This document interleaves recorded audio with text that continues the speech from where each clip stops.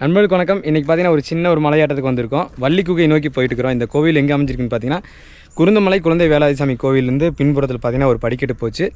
ஒரு கிலோமீட்டர் இருக்குன்னு சொன்னாங்க. அதில் தான் நடந்து போய்கிட்டு இருக்கோம். கரெக்டாக பார்த்தீங்கன்னா காரமடைக்கு பக்கத்தில் குருந்தமலைங்கிற ஒரு ஊரில் தான் அமைஞ்சிருக்கு. கொஞ்சம் படியேறி வந்தங்காட்டி கொஞ்சம் மூச்சு வாங்குதுங்க. போக போக மற்றெல்லாம் சொல்கிறேன். பயணத்தை கடைசி வரைக்கும் பாருங்கள்.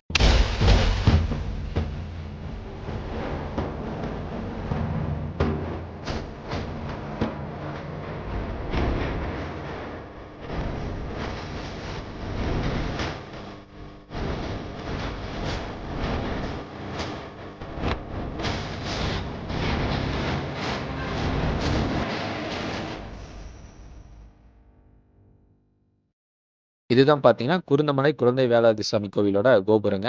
இது கோவிலுக்கு நேர் எதிர்ப்புறம் என்னன்னா, வலதுபுறத்துல ஒரு ரோடு போகுதுங்களா, அதே மாரி இடதுபுறத்துல ஒரு ரோடு போகும். அந்த ரோட்ல நடந்து போனோம்னா, இந்த மாரி ஒரு பெரிய ஆலமரம் வரும். அந்த ஆலமரத்துலேருந்து நீங்க தொலைவில பார்த்தீங்கன்னா, ஒரு சிறிய பில்டிங் மாரி இருக்குது பார்த்தீங்களா, அந்த இடத்துல பார்த்தீங்கன்னா, ஒரு படிக்கட்டு ஏறும். அந்த படிக்கட்டுல ஏறி போனோம்னா, நம்ம வள்ளி குகைக்கு போயிரலாம். ஒரே பாதை தான், மாற்று பாதை எதுவும் கிடையாது. இதுதான் பார்த்தீங்கன்னா, அந்த நுழைவாயில். நுழைவாயில்லயே வலதுபுறத்துல பார்த்தீங்கன்னா, ஒரு சிறிய விநாயகர் கோவில் ஒண்ணு இருக்கும். அங்க விநாயகர வழிபட்டுட்டு நம்ம பயணத்த ஆரம்பிக்க போறோம். ஆரம்பத்தில பார்த்தீங்கன்னா, படிக்கட்டு பாதைகள் தான் போகும். கொஞ்சம் தூரம் போக போக தான் நமக்கு அந்த கரடுமுரடான பாறை பகுதிகளெல்லாம் வரும். மலையாட்டம்னோனே நீங்க ரொம்ப கடினமானதா இருக்கும்னுலாம் நெனச்சுக்க வேண்டாம். நம்ம இதுவரைக்கும் ஏறுன மலையாட்டங்கள்லயே ஒரு சிறிய அளவிலான மலையாட்டம்னா அத இத தான் சொல்லுவேன். சிறியவர்கள் முதல் பெரியவர்கள் வரை எல்லோரும் ஏறக்கூடிய வகையில தான் இந்த மலையாட்டம் அமைஞ்சிருந்துச்சு. அதனால குருந்தமலை குழந்தை வேலாயுதசாமி கோவிலுக்கு வரவங்க கண்டிப்பா இந்த கோவில ஒரு முறை போய் பாருங்க. நல்லா வெயில் டைம் ஏறுறாங்க. காலையில் நேரம் ஏறி இருந்தால் கொஞ்சம் சிரமம் இருந்திருக்குன்னு நினைக்கிறேன். சுத்தமாக முடியல. எவ்வளோ மலை ஏறி இருக்கோம், வெயில்னால கொஞ்சம் முடிய மாட்டேது.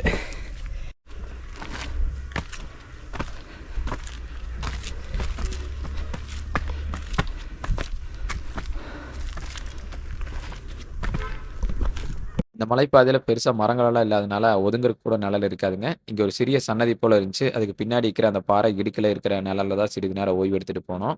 இங்கிருந்து தொலைவில பார்த்தோம்னா, குருந்தமலை குழந்தை வேலாயுதசாமி கோவிலோட கோபுரம் தெரியுங்க. அந்த கோபுரத்துக்கு நேர் பின்புறத்துல தான் இந்த மலைப்பாதை அமைஞ்சிருக்கும்.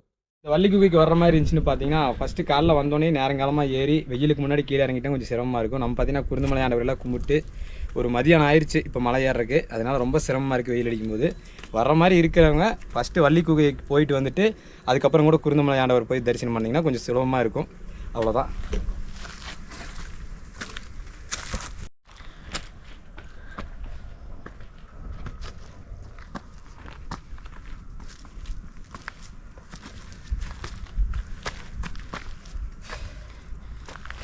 ஏப்பா முடியலப்பா. இதுதா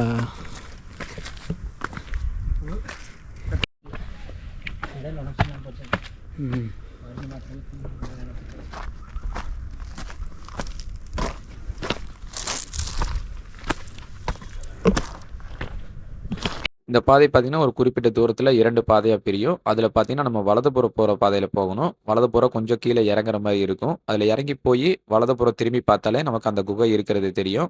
2 பாதை பிரியிற இடத்துல வலதுபுறம் திரும்பணும். அது மட்டும் ஞாபகம் வச்சுக்கங்க.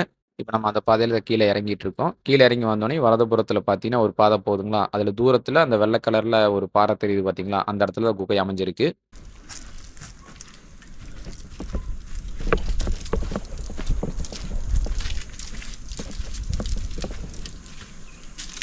நம்ம பார்த்தீங்கன்னா வள்ளி குகைக்கு வந்தாச்சுங்க. ரொம்ப தூரமெல்லாம் வரல, ஒரு 30-40 நிமிஷம் தான் வந்திருப்போம். வெயில்னா இன்னும் கொஞ்சம் சீக்கிரமாக வந்திருப்போம். உள்ளதாக பார்த்தீங்கன்னா வள்ளி குகை இருக்குது. உள்ளே போய் பார்க்கலாம்.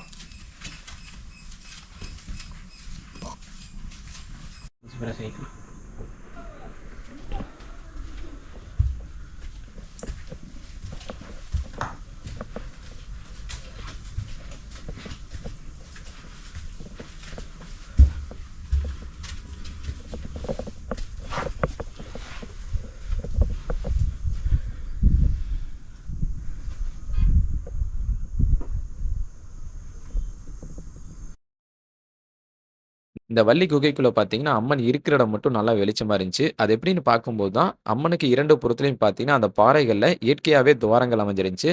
அது வழியா தான் பார்த்தீங்கன்னா, அந்த சூரிய வெளிச்சம் உள்ள வருது. இயற்கையாகவே சூரிய வெளிச்சம் கருவறைக்குள்ளேயே வர்ற மாரி அமைஞ்சிருக்கிறது பார்க்கும்போது ரொம்பவுமே ஆச்சரியமா தாங்க இருந்துச்சு. இந்த கருவறைக்குள்ள பார்த்தீங்கன்னா, ரொம்ப குளுமையாகவும், ரொம்ப அமைதியாவும் தாங்க இருக்கும். இங்க அமர்ந்து சிறிது நேரம் தியானம் பண்ணிட்டு போங்க. மனசுக்கு அப்படி ஒரு அமைதி கிடைக்கும். ஃப்ரெண்ட்ஸ், நம்ம பார்த்தீங்கன்னா வள்ளி குகையில சாமி கும்பிட்டாச்சு. இதுக்கு அடுத்து பார்த்தீங்கன்னா இன்னொரு முருகர் கோயில் இருக்குன்னு சொன்னாங்க. இங்கே வந்ததுக்கப்புறம் தான் தெரியும், ஒரு 4-5 பேர் போனாங்க. அடுத்து பார்த்தீங்கன்னா பக்கத்தில் தான் சொன்னாங்க. அந்த முருகன் கோயிலையும் போய் பார்த்துட்டு வந்துடுவோம். வாங்க போகலாம். அந்த முருகர் கோவிலுக்கு எப்படி போறதுன்னா, இது நம்ம வள்ளிக்குகைக்கு போன பாதை. இது பார்த்தீங்கன்னா, நம்ம இறங்கி வந்த பாதை. மீதம் ஒரு பாதை இருக்கும். நேரா போகும். அந்த பாதையில தான் நம்ம நடந்து போகணும். அந்த கோவில் பார்த்தீங்கன்னா, ரொம்ப தூரமெல்லாம் இல்லைங்க. இங்கேருந்து பார்த்தீங்கன்னா, சிறிது தூரத்திலேயே நம்ம போயிரலாம். இங்க வந்தீங்கன்னா, கண்டிப்பா அங்கேயும் போயிட்டு வாங்க. இதுதான் பார்த்தீங்கன்னா, அந்த குருந்தமலை சுத்தி அமைஞ்சிருக்கிற அந்த இயற்கை காட்சிகளுங்க. ஃபுல்லாவே இந்த மலைய சுத்தியும் மலைத்தொடர்களா தான் இருக்குங்க. பார்க்கறக்கே அவ்வளோ ஒரு அருமையா இருக்கும். அப்படியே கொஞ்சம் தூரத்தில பார்த்தீங்கன்னா, அந்த மலையெல்லாம் வெட்டி பாறைகளெல்லாம் எடுத்துட்டு இருப்பாங்க. அதுவும் பார்க்கறக்கு அவ்வளோ அருமையா இருக்கு. வருங்காலத்தில இந்த முனையும் கூட வெட்டி எடுக்கிறதுக்கு வாய்ப்பு இருக்குங்க. அதனால வரணும்னு நெனைக்கிறவங்க, எவ்வளோ சீக்கிரம் வர முடியுமோ வந்து பார்த்துட்டு போயிருங்க.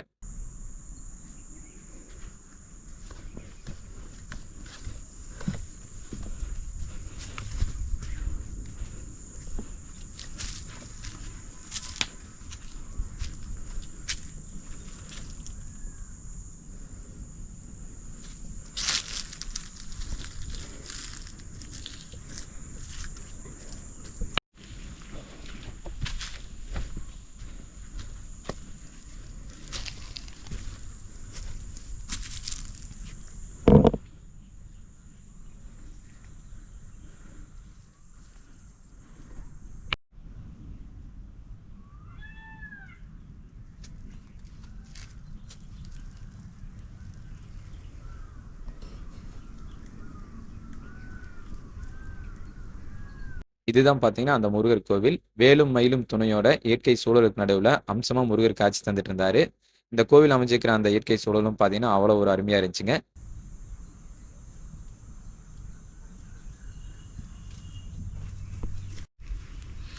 ஃப்ரெண்ட்ஸ் இப்போ பார்த்தீங்கன்னா நம்ம முருகரையும் சிறப்பாக தரிசனம் பண்ணியாச்சு. வள்ளிக்குகையிலேருந்து பார்த்தீங்கன்னா ஒரு 5 நிமிஷம் கூட இருக்காது. நம்ம இந்த முருகர் கோவில்கிட்ட வந்தாச்சு. முருகர் பாருங்க இங்கே தான் இருக்கார். முருகருக்கு பக்கத்தில் தான் அமர்ந்திருக்கோம். இங்கே பார்த்தீங்கன்னா அந்த இயற்கை சூழலுக்கு நடுவில் அடிக்கிற காற்றுக்கு இவ்வளோ நேரம் நம்ம வந்து அந்த களைப்பே தெரியல. அவ்வளோ அருமையாக இருக்குது. அந்த காற்றை சுவாசிக்கிறதுக்கு அந்த குளு குளுன்னு இருக்குது. அங்கே எல்லாம் ரொம்ப வெயிலாக இருந்துச்சு. இதோட பார்த்தீங்கன்னா நம்ம வீடியோவோட நிறைவு பகுதிக்கு வரோம். மற்றும் ஒரு நல்ல பதிவில் உங்களை எல்லாம் சந்திக்கும் வரை நான் உங்கள் பார்ட் டைம் டிராவலர் சிவா மற்றும் நண்பர் தீனா வந்திருக்காரு. டாடா பாய் பாய்.